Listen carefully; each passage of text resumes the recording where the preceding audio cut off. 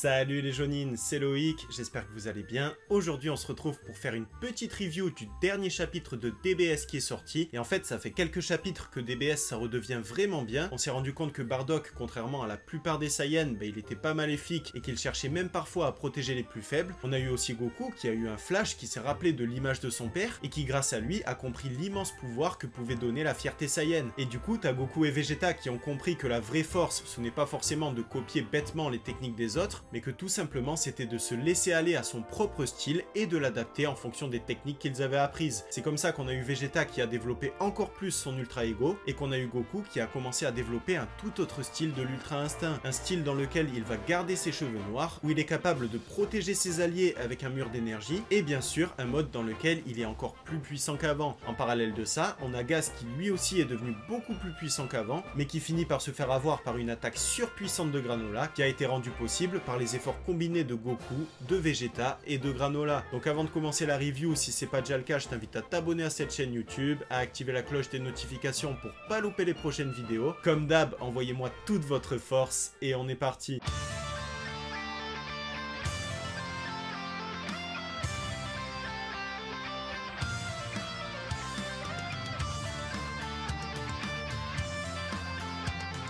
Du coup, le chapitre commence comme il s'était arrêté. On a Goku et Vegeta qui reconnaissent qu'ils n'étaient pas à la hauteur, qu'ils vont devoir se préparer beaucoup plus pour les combats à venir. On a Vegeta qui nous dit qu'il ne veut plus jamais gagner de cette manière. Et j'ai envie de te dire que c'est vrai que quelque part, malheureusement, dans DBS, ils ont complètement perdu leur fierté Saiyan. Par exemple, je te rappelle à l'arc Cell, t'as Goku qui préférait mourir, qui préférait mettre en danger l'avenir de tout l'univers par pure fierté Saiyan, parce qu'il n'avait pas envie de reprendre un Senzu pour éliminer Cell. Et là, en fait, dans DBS, c'est open bar. Dès que c'est possible, t'as Goku et Vegeta qui restaurent leur énergie avec des Senzu, des Namek qui vont les guérir. Dès que c'est possible, ils vont se liguer à 4 contre 1 contre un adversaire. Franchement, je sais pas toi, mais moi ça me pose problème. Parce qu'après toutes les belles déclarations dans DBZ, avec Vegeta qui nous dit à chaque fois que la fierté Saiyan c'est au-delà de tout, qu'il préférerait mourir que de renoncer à sa fierté, bah là en fait dans DBS ça perd tout son sens, tout son charme et toute sa crédibilité. Aujourd'hui, je trouve que la fierté Saiyan elle existe quasiment plus et je trouve ça extrêmement dommage. Ensuite, t'as Granola qui tombe d'épuisement après sa dernière attaque et qui avoue à Vegeta et Goku qu'en fait il lui reste plus que 3 ans à vivre à cause du vœu qu'il a fait de devenir le plus puissant de l'univers. Et t'as Vegeta qui fait une remarque intéressante et qui nous dit que c'est sûrement la même chose pour Gas. Ensuite on a Monaito, le Namek, qui nous dit qu'en gros son pouvoir est devenu plus puissant qu'avant et qu'il est maintenant capable de guérir totalement et très facilement tous les guerriers. Et là j'ai envie de te dire mais évolution de fou. Le mec 10 minutes plus tôt ils nous ont montré le flashback avec Bardock, il galérait à soigner une simple coupure et là en 3-4 utilisations de son pouvoir il est capable de soigner des guerriers qui sont au niveau universel.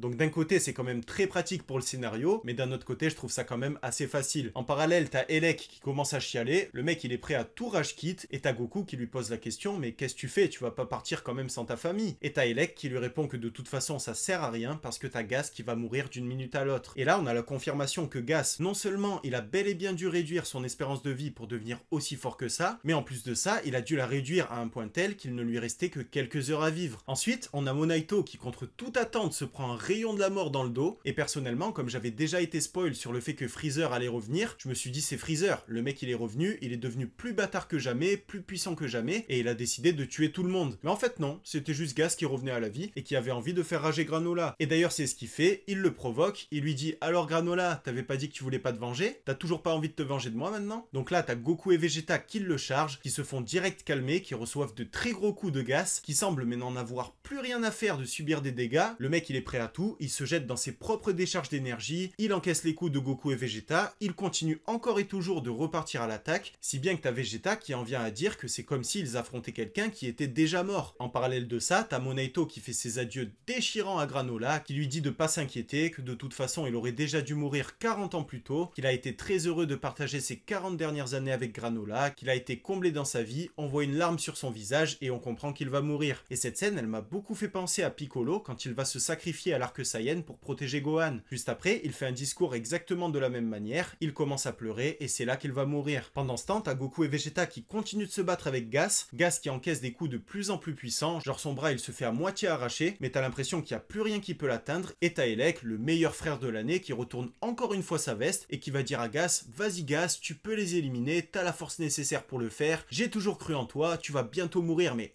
t'inquiète bro, t'es le meilleur. On a les deux autres qui cherchent à raisonner Elec en lui disant mais c'est pas normal, t'as vu Gas, il commence à avoir une apparence de vieux, ce qui est en train de se passer c'est pas cool, de toute façon t'inquiète pas, on aura d'autres occasions pour pouvoir battre les Saiyans. Et t'as Elec qui s'énerve, qui envoie une grosse baffe à sa sœur et qui lui dit il y aura pas d'autre occasion parce que Gas il va mourir d'une minute à l'autre. Et là t'as Gas qui est choqué, qui comprend pas ce qui se passe, il s'y attendait pas du tout, il va vite voir son reflet dans l'eau et il se rend compte qu'il a l'apparence d'une momie. Le mec il est devenu super vieux, super maigre, il a la moitié de la bouche arrachée, on voit tous ses os, enfin bref, le mec il comprend qu'il va mourir d'une minute à l'autre. Et là on a Elec qui nous sort son meilleur discours de motivation en disant à son frère de toute façon tu vas canner, envoie tout ce qui te reste, faut au moins que tu arrives à crever en éliminant les deux Saiyans pour que tu serves à quelque chose au moins une fois dans toute ta chienne de vie. Et là, contre toute attente, on a Freezer qui débarque. Mais le mec il est vraiment venu au moment où on ne l'attendait plus du tout. Alors certes, on avait été teasé pendant plusieurs chapitres parce qu'à chaque fois ça parlait de Freezer, de la vengeance qu'il voulait faire contre lui, mais au final je m'étais dit bon bah c'est pas grave, il y aura pas de vengeance, au final ça va être Goku et Vegeta qui vont battre les haters, Freezer bah il va rester dans son coin avec son niveau de puissance habituel, mais en fait pas du tout. T'as Freezer qui se pointe, il se tourne vers Gas, il lui dit alors Gas, il paraît que tu voulais me voir. Là, t'as Gas, évidemment, qui pète un plomb, qui se recharge à bloc et qui attaque Freezer à pleine puissance. Et là, contre toute attente, t'as Freezer qui le one-shot. Mais genre qui le one-shot, mais vraiment sévère. Genre là, tu peux pas te dire, il y a un Téménique, Gas, il va revenir à la vie encore plus fort qu'avant, il va prendre sa revanche, ça va être un beau combat contre Freezer. Ah non, non, non. Freezer, il te l'a séché sur place. Mais en plus de ça, il a écrasé son crâne, histoire qu'on comprenne que Gas, c'était fini, qu'il ne reviendrait plus jamais. Donc là, t'as Freezer qui est complètement bouillant, il se retourne vers Elec, il lui dit, alors toi aussi, tu voulais me parler? Et là t'as Elec évidemment qui se fait caca dessus, il lui dit non t'inquiète Freezer c'est un malentendu, moi tu sais bien que je t'aime, tu sais bien que t'es mon tyran préféré. Et évidemment t'as Freezer qui est pas dupe, qui lui dit arrête de faire le mec, de toute façon je sais que ça fait 40 ans que t'essayes de me tuer, je t'ai laissé faire parce que de toute façon t'es pas une menace pour moi et t'en seras jamais une, et de toute façon tu peux rien me cacher, je sais tout, et je sais même que de ta famille, bah c'est toi le plus faible de tous. Et là pareil, sans vergogne, il te one-shot Elec, et ça franchement je sais pas toi, mais moi j'ai trouvé ça extrêmement satisfaisant, parce que ça fait je sais pas combien de chapitres que t'as Goku et Vegeta qui galèrent contre ses ennemis, le combat il commençait vraiment à être un peu longué, et là t'as Freezer qui se pointe, qui règle tout en un coup, et voilà, fin de l'histoire, fin de l'arc, je me barre. Donc là évidemment t'as Goku et Vegeta qui demandent des explications, ils lui disent mais comment ça se fait que t'es devenu aussi puissant en si peu de temps, surtout qu'il y a Gas qui a fait le vœu de devenir le plus fort de cet univers, et là t'as Freezer qui dit qu'il s'est entraîné dans une autre dimension, et du coup il a pas été considéré comme étant présent dans l'univers, et du coup le vœu de Gas ne l'a pas rendu plus fort que Freezer. Et ça nous prouve que cette histoire de vœu de devenir le plus fort de l'univers, bah finalement ça se limite vraiment à l'univers 7, et que à l'univers 7. Ça prend pas en compte les autres univers, ça prend pas en compte les autres dimensions, les autres timelines, etc., etc.